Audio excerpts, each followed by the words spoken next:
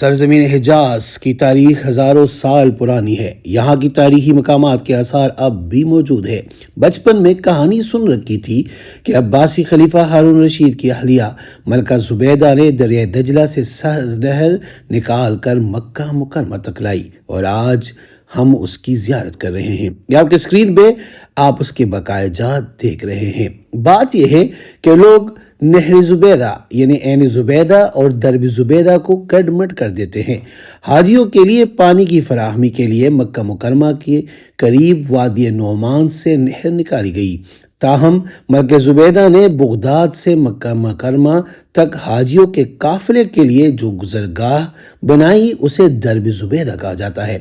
نہر زبیدہ 1200 برس تک مشاعر مقدسہ اور مکہ مکرمہ میں پانی کی فراہمی کا بڑا ذریعہ رہی۔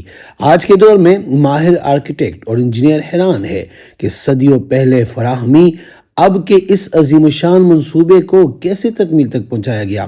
نہر زبیدہ کا منصوبہ اس وقت کے ماہرین نے 10 سال کے عرصے میں مکمل کیا۔ اس کی کل لمبائی 38 کلومیٹر۔ ایک اندازے کے مطابق اس منصوبے پر 170 ملین دینار لاگت آئی تھی۔ آج اس کا اگر حساب لگایا جائے تو 1 دینار 10 گرام سونے کے برابر ہوگا، جو بہت بڑی رقم بنتی ہے۔ نہر زبیدہ کی تاریخ ہے کیا؟ عباسی خلیفہ ہارون رشید کے انتقال کے بعد ملکہ زبیدہ حج کے لیے مکہ مکرمہ میں حاجیوں کے لیے آئی تو پانی کی قلت کا نوٹس لے لیا۔ السلام علیکم ورحمۃ اللہ وبرکاتہ۔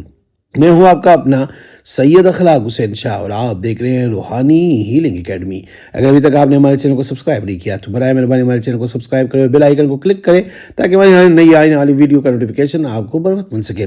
بغداد واپسی پر ماہر انجینئر اور آرکیٹیکٹ کو بلا کر مکہ مکرمہ میں پانی کا مسئلہ حل کرنے کا حکم دیا۔ ماہرین نے ملکہ کو سروے کے بعد رپورٹ دی کہ نہر کی تعمیر کا کام انتہائی مشکل ہے۔ تاریخ کے حوالوں میں ملکہ زبیدہ کا یہ جملہ مشہور ہے کہ ہر قیمت پر نہر کی تعمیر کی جائے، خواہ ہر کدال کی ضرب پر 1 دینار ہی کیوں نہ دینا پڑے، اور وہ دینار بھی سونے کا۔ مکہ مکرمہ کے قریب وادی نعمان سے پانی لایا گیا۔ اس وقت کے انجینئر نے سروے کے بعد وادی نعمان سے میدان عرفات اور پھر مکہ مکرمہ پانی کی فراہمی کا فیصلہ کیا۔ اس وادی میں بارش اور پہاڑوں سے پانی آنے کے باعث زمین میں پانی کا لیول زیادہ تھا۔ عرفات سے 10 کلومیٹر مشرق میں طائف کے قریب طرف جبل قرہ کے دامن میں وادی نعمان واقع ہے۔ یہاں زمین میں پانی کی سطح خاص بلند ہے۔ اس علاقے میں بارش کا سلسلہ بھی جاری رہتا ہے۔ مصری ماہرین کی رپورٹ کے مطابق وادی نعمان سے پانی پہلے عرفات لے جایا گیا۔ اس کے لیے ڈلوان کی شکل میں پختہ انڈر گراؤنڈ واٹر چینل بنایا گیا تاکہ پانی خود بخود بہتا ہوا جائے۔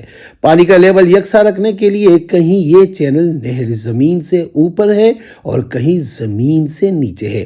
چینل کو پتھر اور چونے کی مدد سے پختہ کیا گیا تاکہ زمین سے حاصل ہونے والا پانی دوبارہ جذب نہ ہو جائے، یعنی پوری نہر زبیدہ کو خواہ وہ زمین کے اوپر ہے یا اندر، پتھر کو چونے سے جوڑ کر پلاسٹر کیا گیا۔ میدان عرفات میں جبل رحمہ پر سبیل نہر زبیدہ کو وادی نعمان سے پہلے میدان عرفات، مزدلفہ اور پھر مکہ مکرمہ تک ایک ڈلوان کی صورت میں لایا گیا۔ آج عقل دنگ رہ جاتی ہے کہ اس وقت کس طرح یہ کام انجام دیا گیا۔ سروے کے بغیر اتنا درست حساب کیسے لگایا گیا؟ نہر اونچے نیچے راستوں سے گھومتی ہے لیکن اس کا لیول برقرار رہتا ہے۔ اسی نہر کے ساتھ جبل رحمہ پر ایک سبیل بنائی گئی۔ انجینئر کی یہ خوبصورتی ہے کہ نہر اتنے درست لیول پر تھی کہ سبیل میں پانی خود بڑھتا تھا اور اس لیول پر تھا کہ لوگ اسے پی سکے۔ مزدلفہ میں نہر زبیدہ مسجد مشعر الحرام کے قریب کنویں کی شکل میں تھی اور وہاں سے لوگ پانی نکالتے تھے۔ منع کے بھی پانی یہاں سے فراہم کیا جاتا تھا۔ بعد میں نہر پر پمپ لگا کر پانی مینا تک پہنچانے کا بندوبست کیا گیا۔ منع میں بھی ہوس بنائے گئے۔ ایک اندازے کے مطابق نہر زبیدہ سے 600 سے 800 کیوبک میٹر پانی روزانہ مکہ مکرمہ آتا تھا۔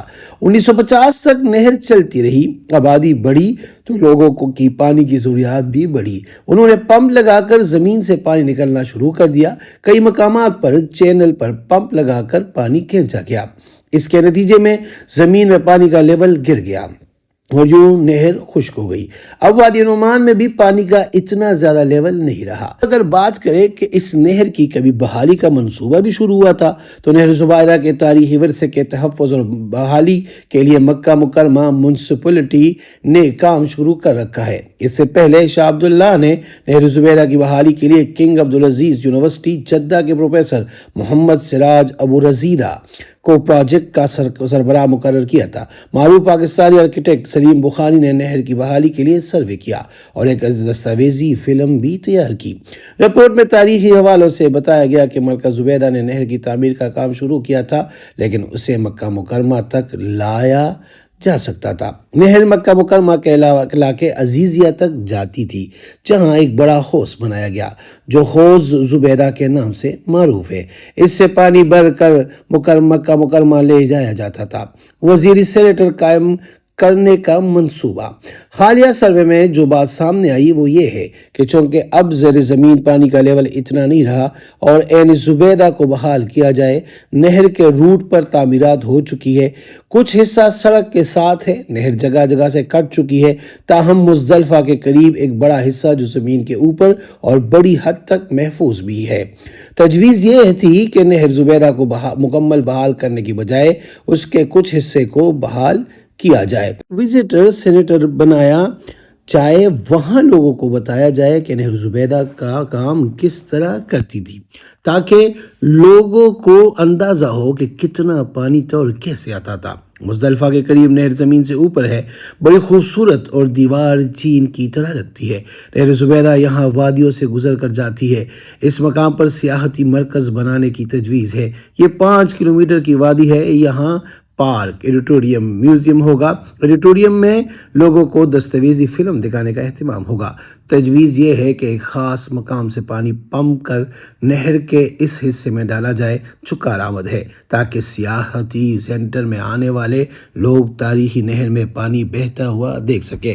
میں تو اتنا ہی کہوں گا کہ یہ نہر پانی کی نہیں بلکہ یہ عشق کی نہر ہے۔ یہ محبت کی وہ داستان ہے جو آج بھی زمین کے اوپر اور کہیں زمین کے نیچے آپ کو نظر آتی ہے۔ میری دعا ہے کہ اللہ پاک آپ کو اس سرزمین پاک کی بار بار حاضری زیارت نصیب فرمائے، اور جو اس ویڈیو کو دیکھے اللہ پاک اس کی دل کی تمام جائز مرادیں پوری فرمائے اور ان کی پریشانیاں اللہ پاک دور فرمائے۔